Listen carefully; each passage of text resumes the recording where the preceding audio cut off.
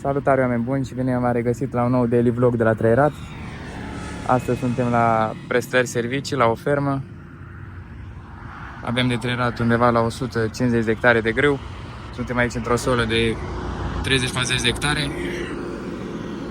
Și astăzi trăierăm la această fermă. Trebuie să ajungă îndată și tractoarele care vor fi la transport. 2 John Deere-uri. Și vă voi lăsa în continuare niște cadre din ziua de astăzi și vă voi mai ține la curent cu ce se va mai întâmpla. Haideți că a ajuns și unul dintre tractoare. Vine aici și se parchează pentru a putea fi încărcat. Lecțiunile este acolo, treieră, dezor. Și da, așteptăm și cel de-al doilea tractor și spor să avem azi.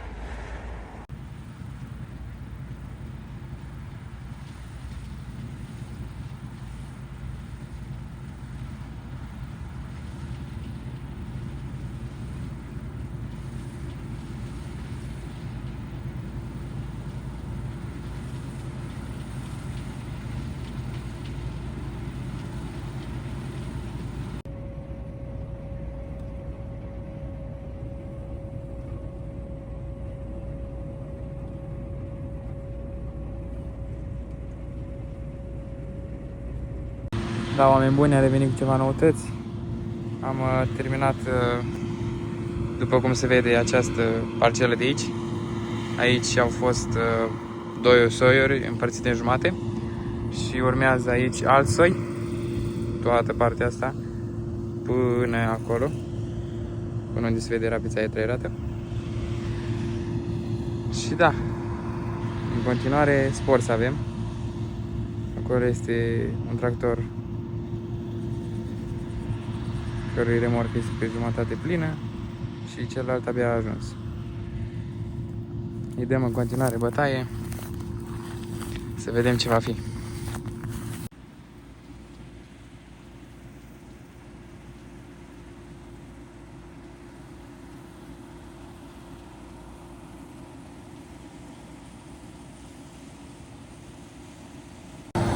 Da, fraților, haideți că mai este puțin și din această solă.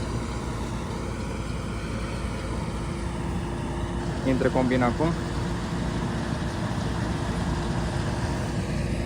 Uitați, cam atât am recoltat până acum. De la ora 11 și acum este ora 6:30. Eu merg să mut un pic tractorul, să poate intra combina pe aici la recoltat. Da, oameni buni, am urcat și în John Deere să-l mutăm un pic. Nu era linia prea bine. Acest John Deere 6R210 cu o remorcă de 18 tone de la Lambert. Și îl poziționăm aici de a fi ușor combinii să descarce. Vedeți că am mutat și tractorul. Combina este acolo, după cum bine se vede. Cred că au venit și berzele în urmă. Mai are acolo foarte puțin, după care va intra în această solă. Și da, oameni buni, a zis că să vă filmez și cum descarcă combina în bunker. Greul se prezintă destul de bine, este un greu potrivit. Din ce am recoltat până acum undeva la 7 tone, deci este ok. Repet, suntem la prestări servicii, nu la noi. Fraților, aici încheiem și noi această primă zi de la prestări. Sper că v-a plăcut și revenim cu ziua de mâine. Da, oameni buni, haideți că am revenit din a doua zi de daily vlog de la prestări. Ne-am pus să schimbăm cuțitele la tocător. Celelalte erau cam uzate. Stați un pic doar să vedem și pe celelalte. Dar după cum se vede, celelalte astea vechi erau cam uzate, s-au ovalizat aici un pic și nu mai toca chiar așa bine. Așa că am mers azi dimineața, am cumpărat set nou ne-am schimbat. Am făcut și o pană la cărucior. Am făcut și pană. Roata e ok. De acum îi dăm bătaie. Și da, oameni buni, am revenit de aici. Mi s-a mai alăturat un alt Lexion, un 580. Și mai avem în plus față de ieri și remorca de transfer. În rest suntem la fel. Gerăm tot grâu. O parcelă ceva mai slăbuță. Dar îi dăm în continuare.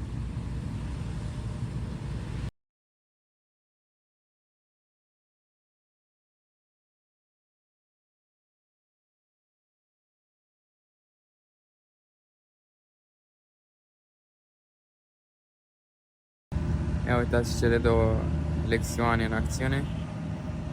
Își fac treaba foarte bine. Aici remorca de transfer. Și dăm bătaie.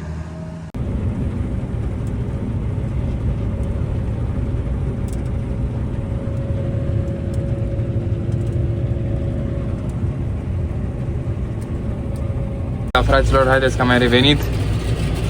Scuzați că acest gender este un pic mai zgomotos față de celălalt. Acolo este celălalt Lexion. A mai rămas asta și am zis că să-l mut să fie mai aproape de combina.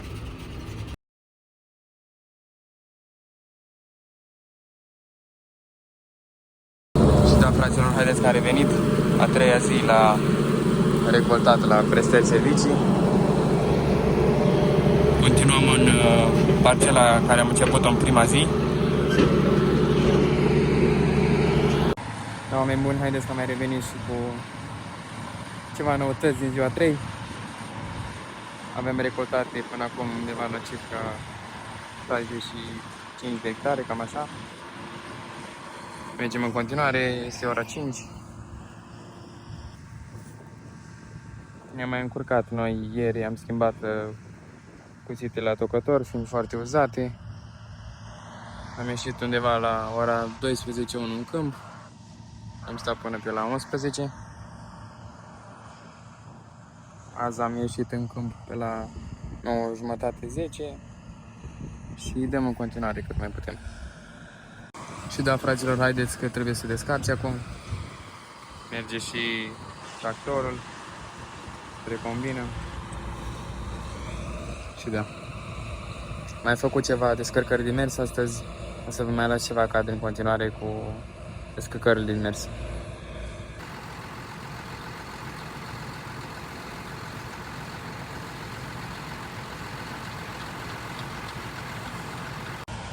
Haideți că mai facem și o a doua descărcare, tot din mers, în cealaltă remorcă. În asta îi mai trebuie un bunker, din câte știu, și e gata de plecare.